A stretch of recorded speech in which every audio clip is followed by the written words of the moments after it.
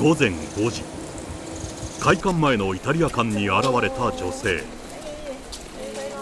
彼女には特別なミッションがあった。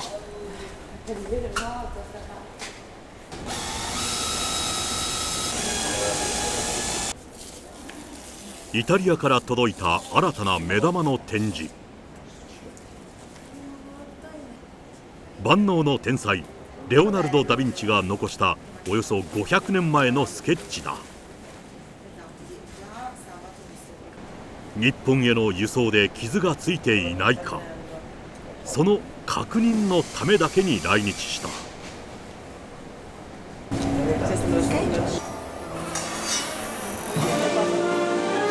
続々と届く傑作。イタリア館は本気だ。万博屈指の人気パビリオンの裏側に初めてカメラが潜入。なぜここまで力を入れるのか。万博で目指すものとは。イタリア人は日本のことは大好きで、大阪に何か大事なパビリオンを作らないと。見えてきたのは万博の知られざる側面。イタリア館の舞台裏を撃墜した。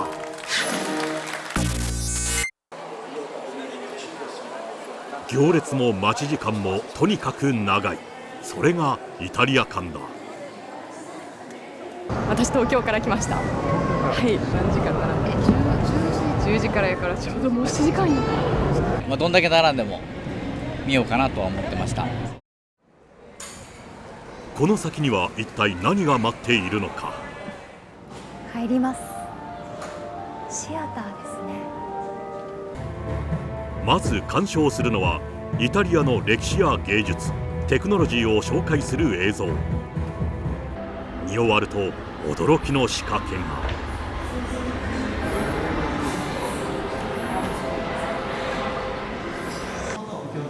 わあ、さっきまでこれで映像が流れてたんですが、扉だったんですね。イタリア館へようこそ。よろしくお願いいたします。案内してくれるのはマリオ・バッターニ政府代表。イタリア館のすべてを決めて動かしているトップだ。アトランテ・ファルネーゼですね。ファルネーゼのアトラス。肩に持ってるのが宇宙です。およそ1900年前に作られた大理石の彫刻。日本初公開のファルネーゼのアトラス。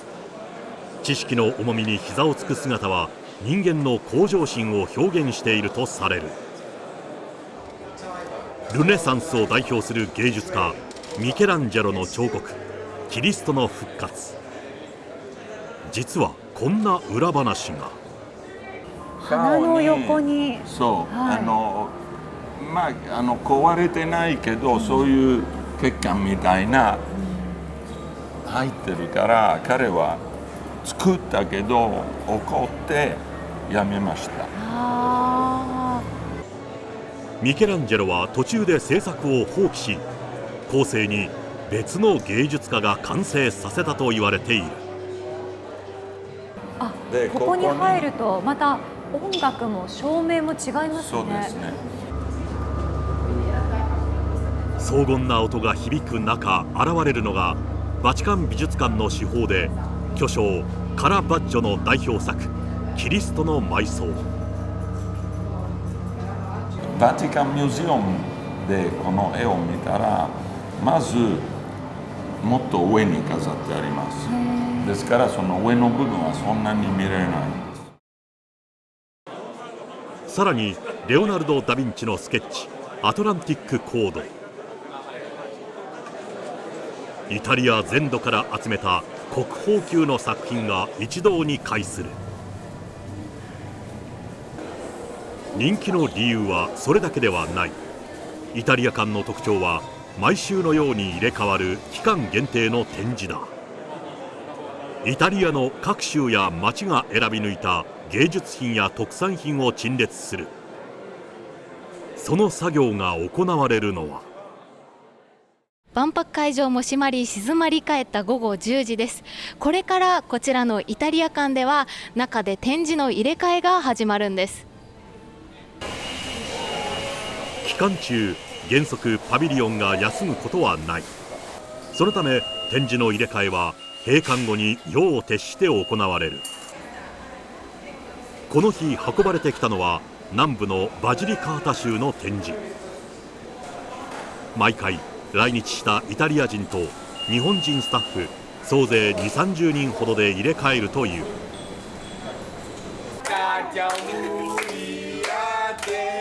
作業中に突如始まったのは誕生日を迎えたスタッフのお祝い。こんな光景も万博ならではだ。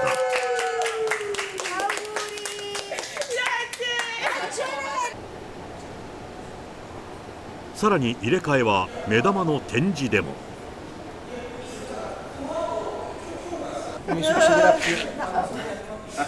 開幕から展示されていたレオナルド・ダ・ヴィンチのスケッチアトランティック・コード。展示によるダメージを最小限にするため3ヶ月で本国に返すことに。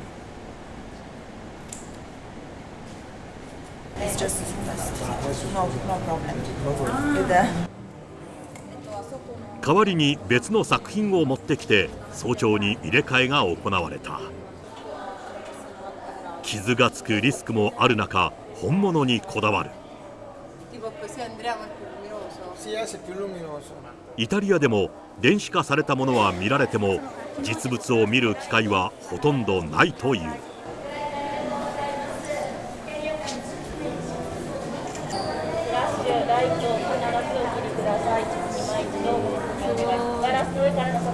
やっぱり昔の人が実際にこういうのを書いて今現代につながってるんだなと思うとすごいなと思って感動しました。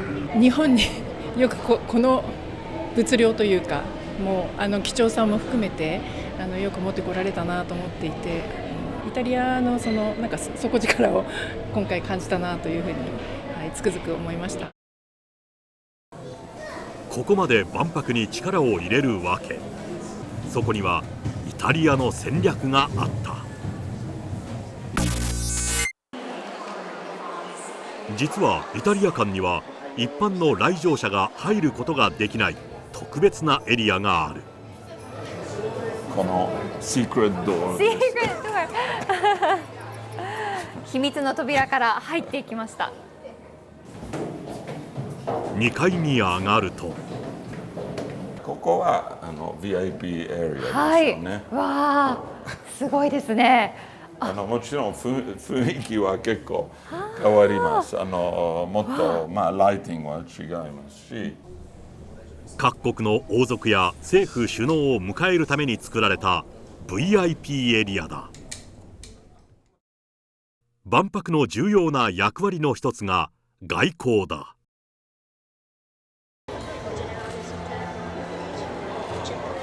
政治家だけでなく世界的な著名人の姿も。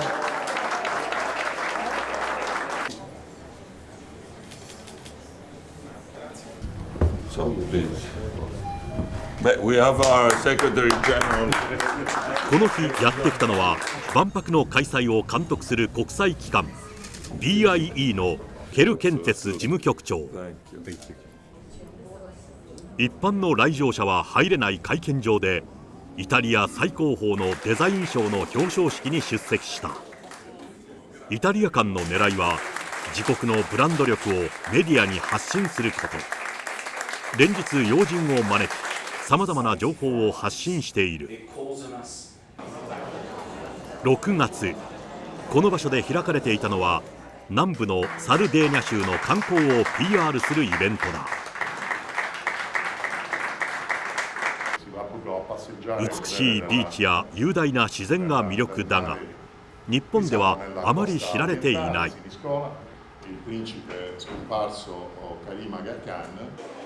展示されているミケランジェロのキリストの復活も日本人が行かないような小さな町の教会に所蔵されていたものだ。なぜ見せたのが、やっぱりイタリアに行くときローマかベネチア、ミラノだけではなく他のものたくさんありますから、他の地方もたくさんあります。いろんなきれいなものがあるから、最近オーバーツーリズムの話が多いですよね。イタリアでもオーバーツーリズムは深刻だ。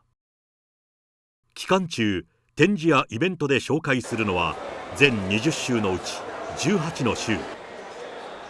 有名な観光地だけではない魅力を伝え、日本人のイタリア観光の裾野を広げるのが狙いだ。さらに狙いは観光だけにとどまらない。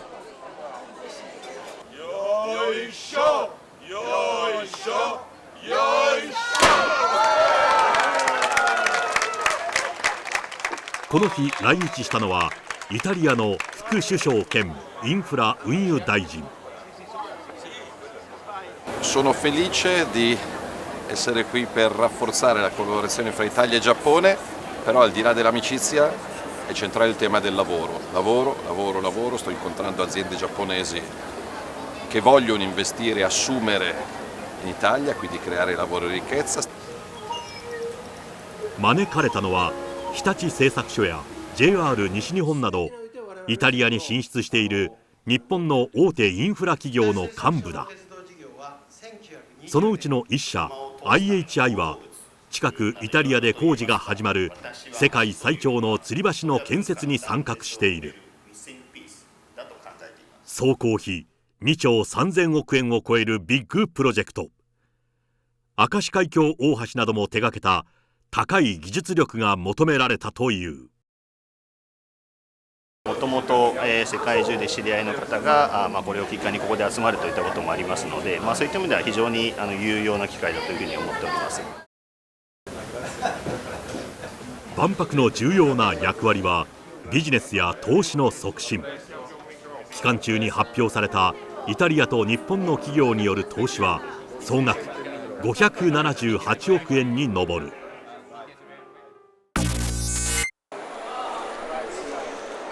イタリアが万博に持ってきたのは展示品やビジネスチャンスだけではない。大学から来てるボランティアです。エクスポでイタリアのことを見せることだけではなくて、できるだけ人間をもっとアジアに送ることです。パビリオンで来場者の案内やイベントを手伝うボランティア、総勢40人の学生が本国から派遣されている。渡航や滞在の費用はイタリア政府持ちだ。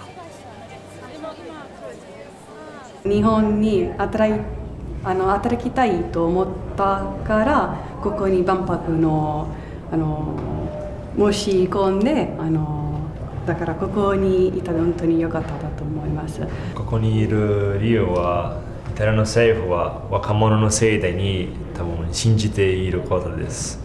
だからそれは嬉しい。日々働きながら万博を見て未来を考えた。将来はもっと明るい将来が見られるようになります。そうですね。もっと環境に優しい社会とか世界少しだけ信じてるようになったから。最後に聞いてみた。